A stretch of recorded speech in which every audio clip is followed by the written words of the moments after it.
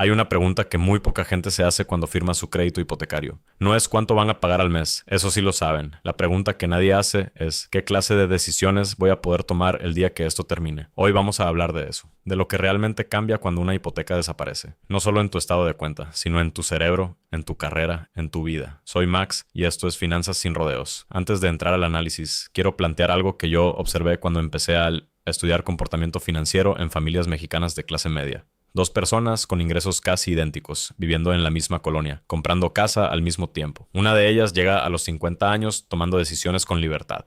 Cambia de trabajo, pone un negocio, se toma vacaciones sin culpa. La otra sigue atrapada en la misma conversación que tuvo a los 30. ¿Alcanza para el mes? La diferencia no fue el sueldo. Fue cuando cada uno cerró esa deuda. Empecemos por los números porque sin contexto, los números no sirven de nada. En México, el crédito hipotecario promedio del Infonavit ronda los 900,000 pesos, aunque en ciudades como Monterrey o la Ciudad de México fácilmente supera el 1,500,000. Un crédito de 1,000,000 de pesos a 20 años con una tasa del 10% anual, que es conservadora para el mercado mexicano, genera un pago mensual de alrededor de 9,650 pesos, solo de capital e intereses. Ahora bien, el ingreso familiar promedio en México, después de impuestos y deducciones, está alrededor de los 18,000 a 22,000 pesos mensuales para una familia de clase media con dos ingresos. Eso significa que la hipoteca se lleva entre el 44 y el 54% del dinero disponible antes de comer, transportarse o pagar servicios. Es un porcentaje brutalmente alto. Y lo más curioso es que la mayoría lo acepta como si fuera completamente normal. Conozcamos a Carlos y su familia. Carlos gana 14,000 pesos mensuales netos como ingeniero en una empresa mediana en Querétaro. Su esposa trabaja en administración y trae a casa 10,000 pesos. Juntos tienen 24,000 pesos al mes. Su hipoteca en Fobieste les cuesta 9,800 pesos. Les quedan 14,200 pesos. Dos coches a crédito porque el transporte público no llega a su fraccionamiento. 4,200 pesos entre los dos. Gasolina, 1,800 pesos. Súper para 4 personas, 5,500 pesos. Servicios, internet, teléfonos, 1,400 pesos. Colegiaturas porque las escuelas públicas cercanas no tienen buena reputación, 2,600 pesos. Seguro médico privado porque el IMSS los tiene en lista de espera, 1,200 pesos. Resultado, están 2,300 pesos en negativo antes de considerar ropa, emergencias médicas, el perro, el cumpleaños del niño o cualquier imprevisto. Carlos no es irresponsable. No tiene lancha ni viaja al extranjero. Hizo todo lo que se supone que debía hacer, y cada decisión de su vida pasa por una sola pregunta silenciosa. ¿Y la hipoteca? Ahora, aquí viene lo que a mí me parece más interesante de todo esto, y que pocas veces se menciona en los videos de finanzas personales. La carga hipotecaria no solo afecta a tu cartera, afecta a tu cognición. En 2019, la revista Proceedings of the National Academy of Sciences publicó un estudio que siguió a personas antes y después de cerrar deudas por completo. Los resultados fueron claros. Al eliminar completamente una deuda, los síntomas de ansiedad clínica cayeron de manera significativa en los participantes. Pero lo que más llamó mi atención fue esto. El efecto psicológico no dependía del monto eliminado, sino del número de cuentas cerradas. Cerrar una deuda pequeña producía más alivio mental que reducir parcialmente una deuda grande.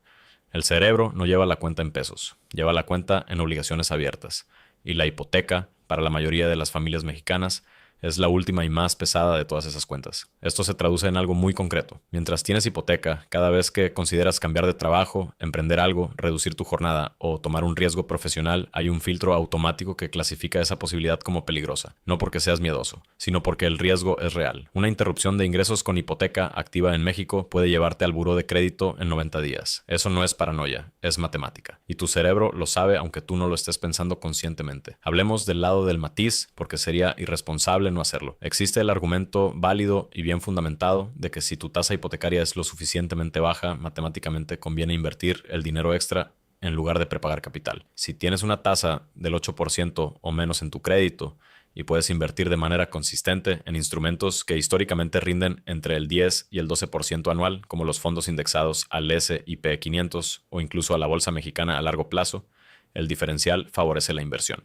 Ese argumento es correcto en papel. El problema es que asume que realmente vas a invertir ese dinero extra. Y la realidad, según datos de la Conducef, es que menos del 15% de los mexicanos tiene algún tipo de inversión formal fuera de su Afore. Lo más probable es que ese dinero extra no se invierta, se gaste. La hipoteca funcionaba como ahorro forzado. Cuando desaparece sin un plan, muchas familias simplemente elevan su nivel de gasto en 18 meses sin acumular nada. Así que el argumento matemático es sólido, pero requiere autodisciplina que estadísticamente la mayoría no tiene, y eso también vale la pena considerarlo. En tasas hipotecarias superiores al 10%, que es la realidad de la mayoría de los créditos nuevos en México. Hoy, prepagar capital es prácticamente imbatible como estrategia de rendimiento garantizado. Entre el 8 y el 10% es una decisión genuina que depende de tu historial de comportamiento con el dinero. Por debajo del 8%. Invertir la diferencia tiene sentido, pero solo si ya lo estás haciendo, no si es un plan futuro que aún no existe. Ahora pensemos en qué pasa concretamente cuando Carlos liquida su hipoteca. Digamos que la liquida en el año 16 en vez del año 20, algo alcanzable con disciplina. Su piso de gastos mensuales cae 9,800 pesos. En la fórmula de independencia financiera, que establece que necesitas acumular 25 veces tus gastos anuales para no depender de un salario, eliminar 117,600 pesos al año en gastos obligatorios, reduce su número de independencia financiera en 2,940,000 pesos. No ganó más, no ascendió. Solo cambió lo que le cuesta existir. Y eso cambia absolutamente todo lo demás. Su esposa puede tomar ese proyecto freelance que lleva años descartando porque no podía arriesgarse. Carlos puede considerar ese puesto en una startup que paga menos al inicio, pero tiene perspectiva real de crecimiento. Ninguno de los dos se vuelve rico de la noche a la mañana, pero ambos empiezan a tomar decisiones basadas en lo que quieren, no en lo que la hipoteca exige. Un estudio publicado en 2020 en el Journal of Financial Economics encontró que la reducción de deuda hipotecaria está directamente correlacionada con mayor formación de nuevos negocios, especialmente entre personas que históricamente tienen menor acceso al capital. El mecanismo es simple. Cada peso comprometido en un pago obligatorio es un peso que no puede absorber el riesgo de emprender. ¿Y qué pasa con los 9,800 pesos liberados?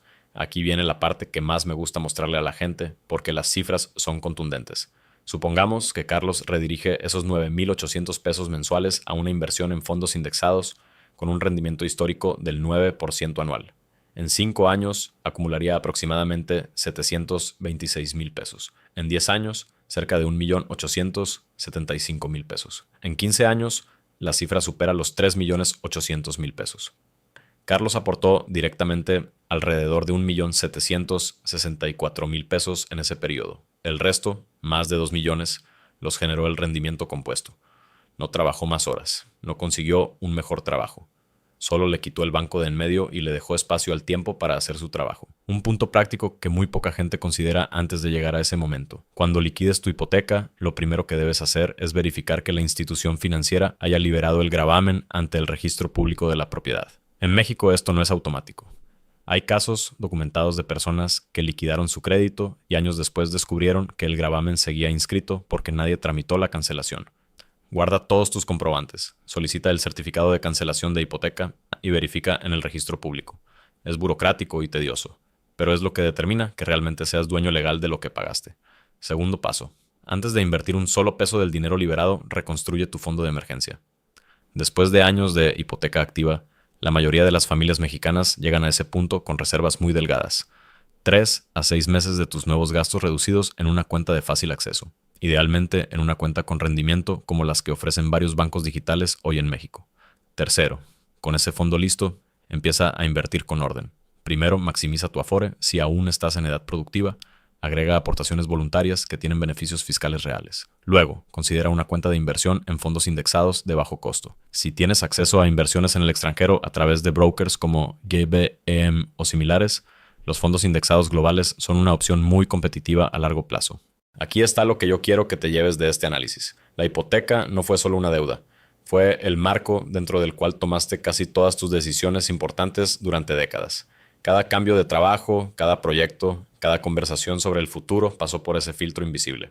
Eso no es una metáfora, es literalmente cómo funciona la toma de decisiones bajo presión financiera crónica. Cuando ese marco desaparece, no es solo que tienes más dinero disponible, es que tu forma de evaluar las opciones cambia por completo. Las mismas circunstancias producen decisiones distintas porque ya no estás operando con el mismo peso sobre los hombros. El error más común que veo en este tema es tratar la liquidación hipotecaria como el punto final, como si pagar la última mensualidad fuera el logro. El logro real es lo que construyes en los años siguientes, con ese mismo dinero que antes se iba al banco, trabajando ahora para ti. La gente que llega a ese punto antes de los 55 no suele ser la que ganó más. Es la que entendió con claridad qué estaba comprando con cada año extra de deuda y decidió que no valía la pena. Soy Max, y si este análisis te hizo ver tu hipoteca de una manera diferente, dale like y suscríbete porque aquí seguimos hablando de dinero con la seriedad que se merece.